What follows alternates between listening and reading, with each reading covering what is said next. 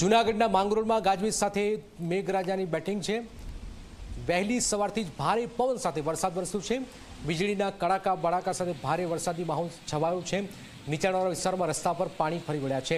Mangrol Keshod road પર પાણી ભરાયા છે।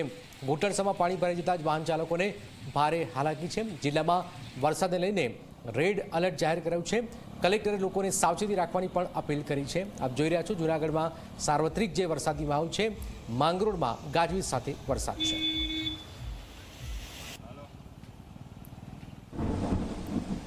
ગીર સોમનાથમાં જ આપ જુઓ કે સૂત્રાપાડામાં જળબંબાકાર છે। સૂત્રાપાડામાં ભારે વરસાદથી નદી નાળા છલકાઈ ગયા છે। પ્રશ્નાવાડા ગામે ભારે વરસાદથી ખેતરો જળબંબાકાર આપ જોઈ રહ્યા છો। ખેતરો ચારે તરફ પાણી જ પાણી। સરસ્વતી નદીમાં સિઝનમાં પહેલીવાર ઘોડાપુર આવ્યું છે। નદી જોઈ રહ્યા છો અને ખેતરો જોઈ રહ્યા છો। ખેતરો પણ પાણી પાણી થઈ રહ્યા છે। છલોછલ થઈ ચૂક્યા છે ખેતરો, જેના કારણે લોકોને પારાવાર મુશ્કેલીનો સામનો કરવો પડી રહ્યો છે।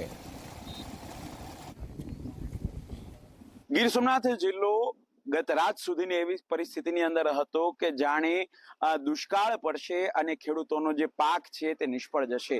ખેડૂતોએ લોન લઈ ઊંચી ઉધારા કરી અને જે બિયારણ વાવ્યું હોય તે બિયારણ નિષ્ફળ જશે અને ગીર સોમનાથ જિલ્લો લગભગ દુષ્કાળની પરિસ્થિતિમાં મુકાશે, આવી સંભાવનાઓ ખેડૂતોને લોકો સેવી રહ્યા હતા। કારણ કે સમગ્ર રાજ્યની અંદર શિકાર વરસાદ થયા છતાં પણ ગીર સોમનાથની અંદર વરસાદ નહોતો થયો। પરંતુ ગત રાત્રે જે રીતે ઈશ્વર મહેરબાન થઈ હોય અને કુદરતે પોતાનું અમી વરસાવ્યું હોય તે રીતે ગીર સોમનાથના તમામ તાલુકાની અંદર ધોધમાર વરસાદ છે તે પડ્યો હતો।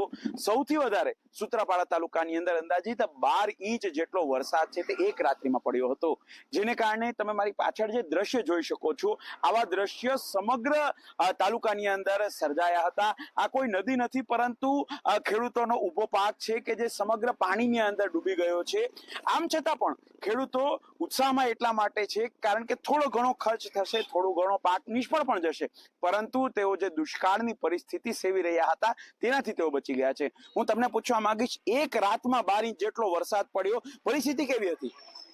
આમ તો જોયું તો કે ગુજરાતમાં સૌથી ઓછો વરસાદ સોમનાથ જિલ્લામાં હતો અને પરિસ્થિતિ ખેડૂતને એટલી માહુસી હતી કે નજીક આઠમનો તહેવાર હતો, છતાં પણ તહેવારનો જે ઉત્સાહ હતો એ જોવા લોકોમાં નહોતો મળ્યો। પણ આજે રાતના જે વરસાદ 11:30 જેટલો ઇંચ પડ્યો, એનાથી ખેડૂતો એકદમ ખુશ થઈ ગયા અને કદાચ માનો કે આ વરસાદથી થોડું ઘણું નુકસાન અમને થાય, છતાં પણ અમે ભગવાનની કૃપા માનીએ કે આજે અમારા વિસ્તારમાં ખૂબ સારો વરસાદ થયો, એનાથી ખેડૂતો એકદમ ઉત્સાહી થઈ ગયા।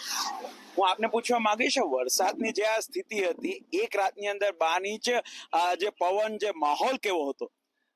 અમારી જમીન અહીંયા આવેલી છે, અમારું રહેણાંક છે કોડીનારમાં છે, પણ ત્યાં રાતના જ્યારે લગભગ 12-12:30 ની આજુબાજુ વરસાદ ચાલુ થયો ત્યારથી અમે ત્યાં પણ જોતા હતા, અહીંયા પણ સતત કોન્ટેક્ટમાં રહેતા હતા અને ત્યાંથી અમારે ખરેખર એક રીતે જોઈએ તો ભાઈએ કીધું એવી રીતે ત્યાંથી અપડાઉન કરી અને અમારે અહીંયા 2 પાણી મોલને પાવા પડ્યા 2 વાર, અને કદાચ આટલા વરસાદ જેવા પાણીના એ પાણી સારા ના હોય એના લીધે મોલને નુકસાન ને એવું થાય, પણ ત્યાંથી આવવાની જે હાલાકી પડતી, મારા મમ્મી પપ્પા બંને 60 વર્ષ ઉપરના છે, બંને અહીંયા ખેતી કરવાના આવતા, પણ વરસાદને લીધે ઘણી રાહત થઈ છે અને ગામમાં ભાઈએ કીધું એવી રીતે થોડી ઘણી હાલાકી પડશે। હું પોતે સરકારી તંત્ર સાથે જોડાયેલો છું, અમારું કામ એ રીતના વધશે એ તો અમને પણ સારી લાગણી અનુભવાઈ રહી છે કે ખેડૂતો સફળ થયા છે અને ખુશ થયા છે।